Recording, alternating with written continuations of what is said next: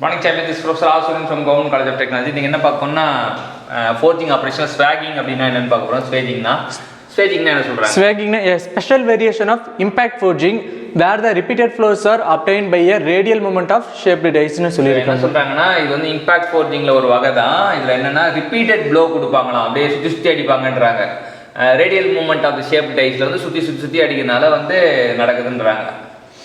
This operation is generally used for reducing the diameter and tapering the bars and tubes னு சொல்லியிருக்காங்க. Diameter reduce பண்ணுறதுக்கு tapering of the bars and டியூப்ஸ்க்கு வந்து இந்த இது use பண்ணுவாங்க. செட்டப்பில் வந்து என்ன பார்க்குறீங்க? செட்டப்ஸில் வந்து நமக்கு தேவையான இது வந்து ஒர்க் மெட்டீரியல் உள்ளே வச்சுருக்கோம். கண்டினியூஸாக வந்து இந்த டைரெக்ஷனில் வந்து கேஜி டைரெக்ஷன் சுற்றும் போது அது ஈவனாக வந்து அந்த டயாமீட்டர் ரெடியூஸ் பண்ணிகிட்டே இருக்கும். இந்த 4 டை வந்து ஈவனாக ஒரே ஃபோர்ஸை கொடுக்குது அந்த மெட்டீரியல் மேலே. அதனால் வந்து நமக்கு தேவையான ஈக்குவல் ஷேப் கிடைக்குதுன்னு அது போட்டிருக்காங்க. Radial moment of shape dies. So roller இருக்குது, கேஜ் இருக்குது. So direction of cage direction கொடுத்துருக்காங்க, சுற்றி அடிக்குதுன்னு தெரிஞ்சுக்கலாம். இப்போ அடுத்து என்ன பார்க்க போனால் ரோல் ஃபோர்ஜிங் பார்க்க போகிறோம். ரோல் ஃபோர்ஜிங்னா என்ன?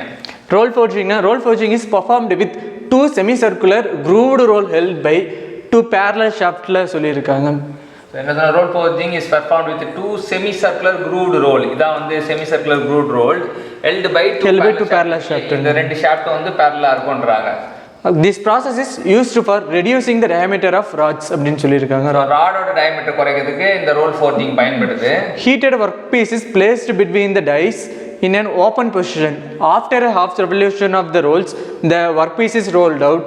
It is then put in the smaller groove and the rotation operation continues unit desired dimension is achieved னு சொல்லியிருக்காங்க. ஹீட்டட் ஒர்க் பீஸ் வந்து எடுத்துப்பாங்க, அதை வந்து பிளேஸ் பிட்வீன் த டைஸ், 2 டைஸ்க்கு நடுவில் வைப்பாங்க. ஓப்பன் கொஸ்டின் தான் இருக்கும். After half revolution of the rolls the work piece is rolled out. அப்படியே ஆஃப் ரெவல்யூஷன் ரோல்ட் அவுட் ஆகிடும். It is then put in the smaller groove. அதுக்கப்புறம் சின்னதாக இருக்க க்ரூவில் வச்சுட்டு அப்புறம் மறுபடியும் ஆப்ரேஷன் கண்டினியூ பண்ணுவான்னு சொல்லுவாங்க. இதான் வந்து ரோல் ஃபோர்ஜிங். ரோல் ஃபோர்ஜிங்னா reducing the diameter of rod அப்படின்னு தெரிஞ்சுக்கலாம். இன்றைக்கி என்ன தெரிஞ்சுக்கிட்டோம்?